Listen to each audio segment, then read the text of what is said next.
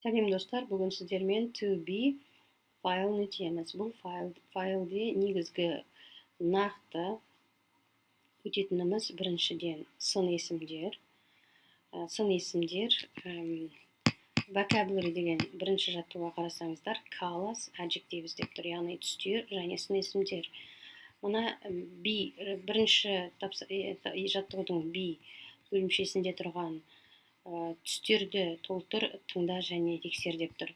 Мына жерде black қара, yellow сары, gray сұр, orange апельсин түрі, brown қоңыр, pink қызғылтым, розовый орысша, green жасыл, purple фиолетовый күлгін түсті, silver күміс, gold алтын екен. Енді ары қарай adjectives сын есімдер, nouns зат есімдер.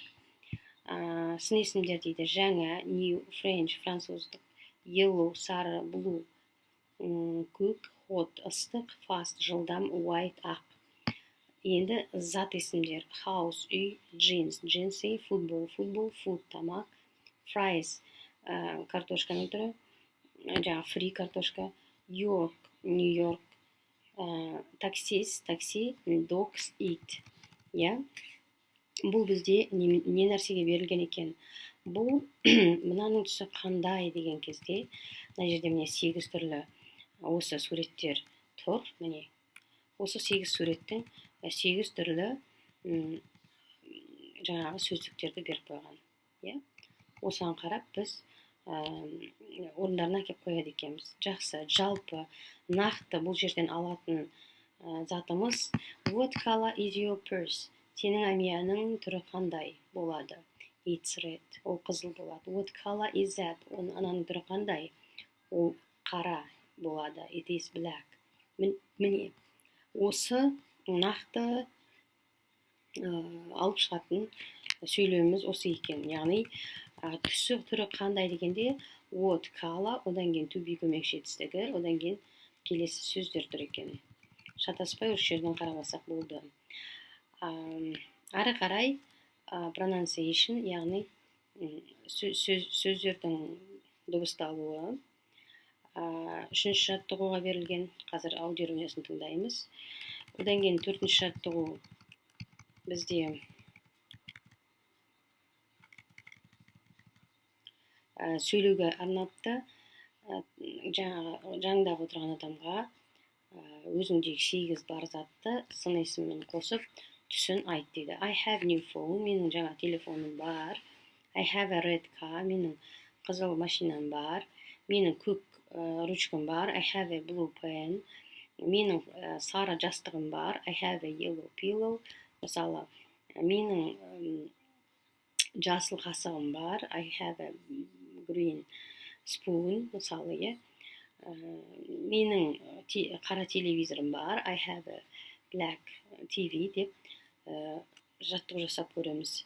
Одан ары үлкен текст reading беріпті. Reading бөлімін енді сіздер ақырындап оқуды бастайсыздар.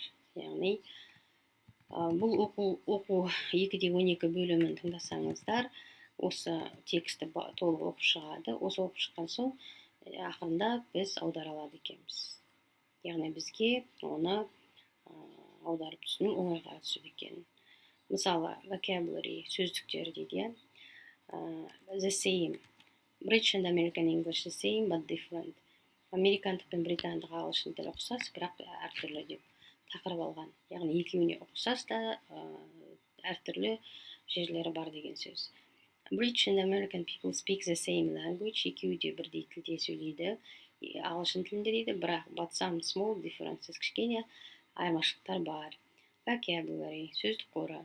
Some words are different in American English. For example, they say zip code, not postcode, vacation, not holiday, and cell phone, not mobile phone. Some words have different meanings. For example, in British English, a purse is a thing where women have their money and credit cards. In American English, a purse is a woman's bag. Бұл жерде кейбір сөйлемдер американдағы ағылшын тілінде, мысалы дейді zip code деген сөз postcode деп аталмайды дейді, демалыс vacation holiday деп айтылмайды дейді, мобильдік телефон селфон деп аталады екен, мобильдік фон емес. Ал кейбір сөйлемдер мүлдем өзгеше мағынасы бар дейді, мысалы Persamian деген әйелдердің заттарын салатын, ақшасы мен кредит картасын салатын зат болса дейді, американдағы ағылшын тілінде әйелдердің үлкен сөмкесін білдіреді дейді. Яғни Британияда ол кошелек болса bizше, Америкада үлкен сөмке білдіреді екен. Келесі color, spelling, color, fever, and the other words that end in our in British English and in or in American English. Center, theater, and the other words that end in the is the British English and in in the American English дейді. In American English. Жаңағы spelling, дыбысталуы, түстер, жаңағы сүйікті заттар, басқа сөздерде аяғы ауа болып аяқталса немесе ор болып аяқталса да, Америкадағы ағылшында тоже айырмашылықтар мен ұқсастықтар бар дейді.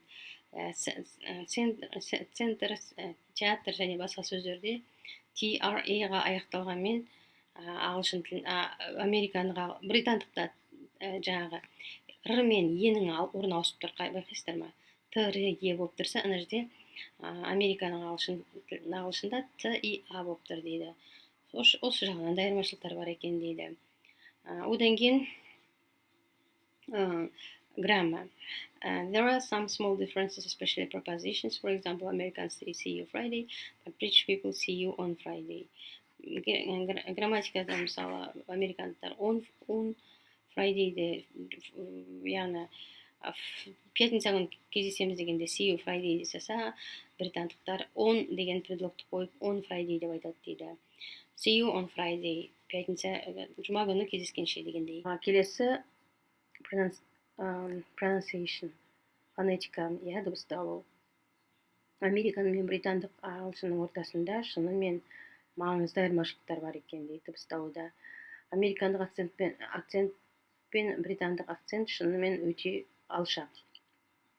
Американдық адам сөйлей бастаған кезде британдық адамдар бірден оның американец екенін байқайды, немесе керісінше британдық адам сөйлеген кезде американдықтар оның британец екенін бірден байқап қояды. Біздегі Шымкент пен солтүстік сөйлескен диалект сияқты бірден білінеді екен.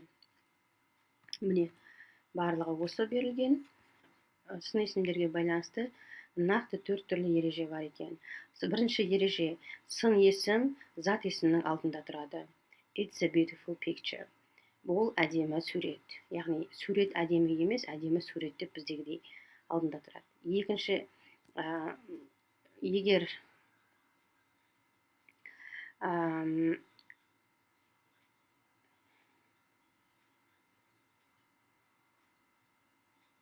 егер сын есім дауысты дыбыстан басталатын болса, n деген артикльден қоямыз дейді. Ол ескі үй дегенде it is a old house емес an old. Яғни сын есімге байланысты қойылады екен артикль. Соны мән беріңіздер дейді. Екінші ереже, зат есім көпше тұрған кезде сын есімдер өзгермейді. Олар көк джинсылар дегенде, джинсылар зат есім көпше түрде тұрғандықтан сын есімге ес жырнаудың қажеті жоқ дейді. Үшінші, сын есімдер adjectives, to be көмекші етістігінің алдында жүреді дейді. Сұрақ қойған кезде to be көмекші етістігі сын есімнің сөйлемде сол өзінің қағидасы бойынша бастауыш пен баяндауыштардың орнына қосып, жаңа to be алдыға шығады дейді. Is your car new?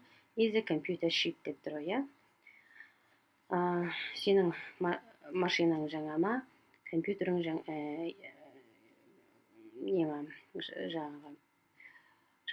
компьютерің арзан ба? Төртінші ереже, сын есімдер көбінесе you, very, really and quite деген сөздермен бірге қолданып, сөйлемнің мағынасын әрлендіреді дейді. Ол өте бойы ұзын, ол жеткілікті ұзын, ол өте ұзын емес, ол шынымен ұзын деп ABC 3 суретті қойып, айырмашылықтарын түсіндіріп қойған. Келесі, міне жаңағы екі суретті салыстыр дейді. Бірінші үй ескі, екінші үй жаңа. Екеуі екі түрлі ма? They are different дейміз. Олар әртүрлі. Екінші сурет бір-біріне ұқсай ма? Yeah, they are same. Яғни екі зат бірдей деген сөз. Үшіншісі әртүрлі, the different. Төртіншісі әртүрлі, the different, иә. Бесіншісі әртүрлі, біреуі кәрі адам, біреуі жас адам. Жаңағы young, old деп, иә. Сын есімді айтып көрейік. Және the different деп, they are different деп сөйлемізде толықтырып айтады екенбіз, иә. That is the old woman, that is the young woman, they are different. Анау кәрі адам, анау жас адам, олар әртүрлі деп сөйлемізді толық айтады екенбіз, иә. Осылай ары қарай жалғастыра бересіздер. Жаңағы екі қаламсақ бірдей. Алтыншы суретте it's a pen или that is a pen, they are the same. Олар бірдей деп аяқтаймыз. Файл 2B'де жаңа сөздер 52 екен. Біз жаңа сөзді жеке жаттамаймыз. Үнемі сөзді сөйлемнің контентіне байланысты жаттап отырамыз. Яғни алып шығатынымыз түсі қандай, what color is деген кез келген нәрсені айта бересіз. Жаңағы American and British English are very different деген сөздің қолдануы. As the same деген екеуі бірдей деген сөздің қолдануы. Жаңағы тағы да не бар? Болды. Басқа қатты алатын сөздер жоқ. Осы сөздерді тағы да жаттап аласыздар. Сұрақтарыңыз болса, комментарияға жазыңыздар, мен жауап берем. Келесі сабақта кездескенше осы тапсырмаларды орындап көріңіздер.